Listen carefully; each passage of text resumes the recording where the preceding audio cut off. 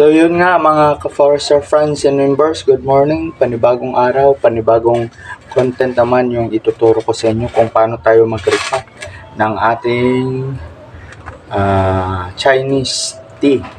Ito po isang Chinese tea na nabonsai po natin. Bonsai na po siya, magtatatlong taon na po siya sa ating inalagaan.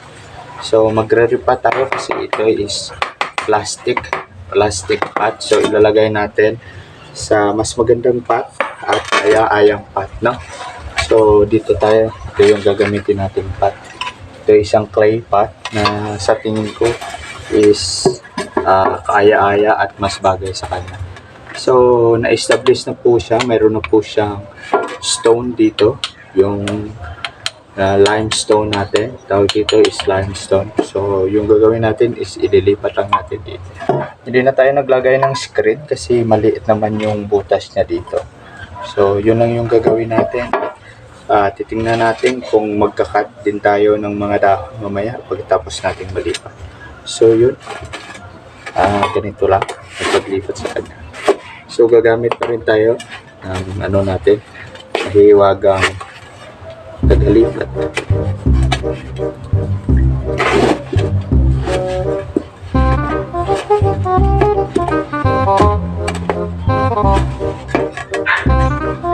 Ililipat lang. Magre-repack lang tayo sa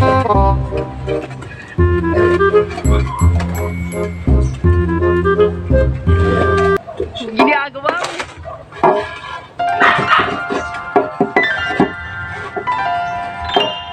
Magre-repack lang natin. Nilipat pala. Ilipat.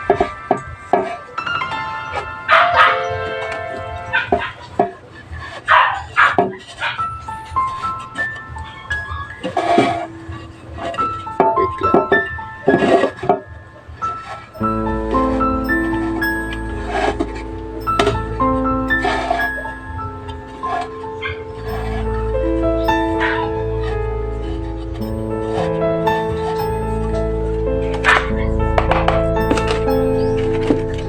Gagamit tayo ng bagong lupa.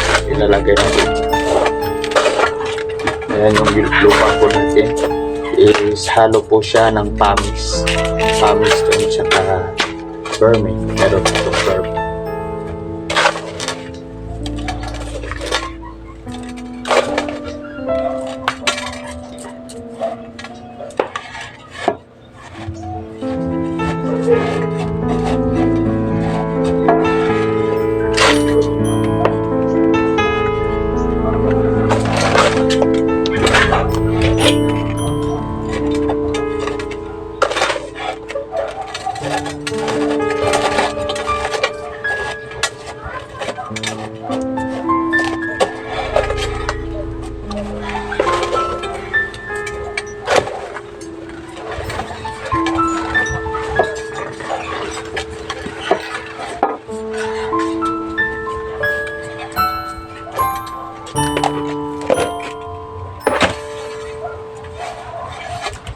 Yung ganyan lang, lilipat lang natin.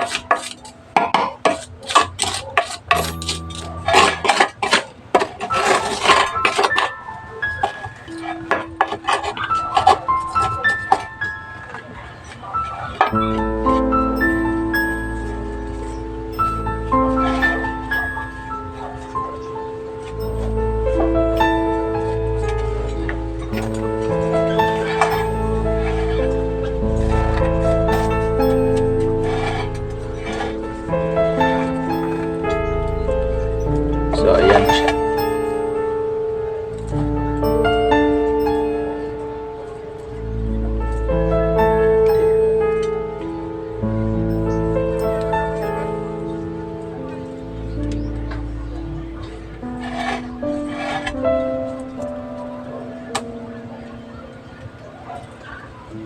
Ayan na.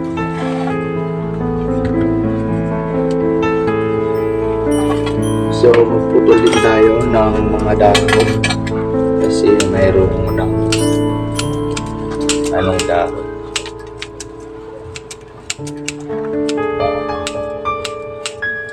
Ayan. May mga magugulang na dahon, kailangan tayo magbawas para magpapalit ng panibagong dahon at mamulaklak.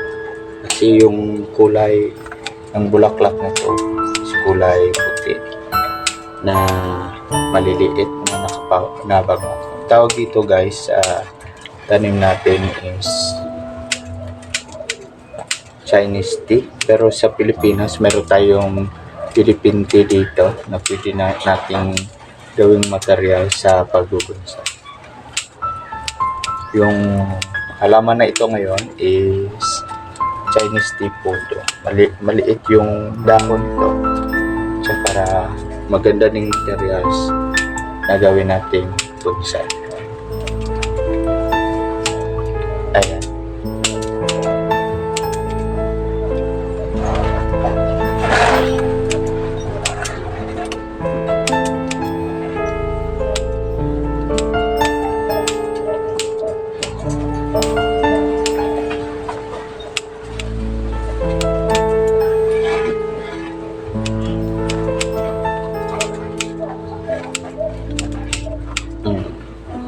Yan na.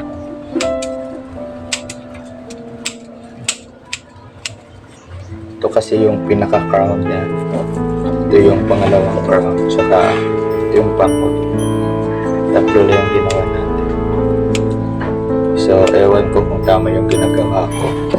Pero sa akin naman, tama man or hindi, basta maganda sa paningin ko is masasabing kong tama yung ginagawa ko.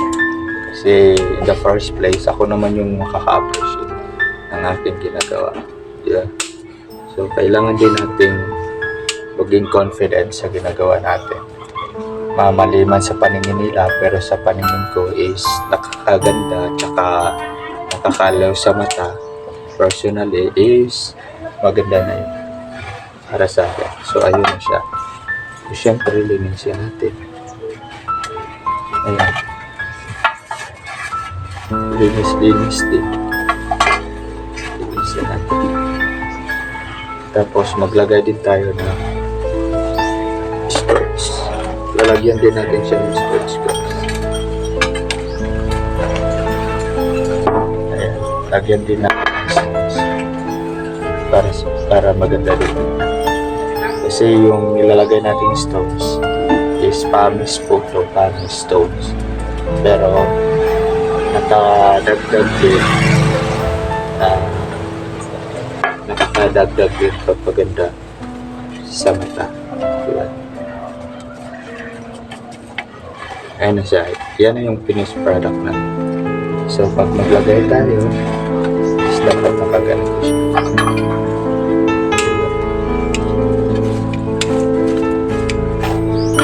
Ayan siya guys. So yun na. Ayan, tingnan natin sa malaki.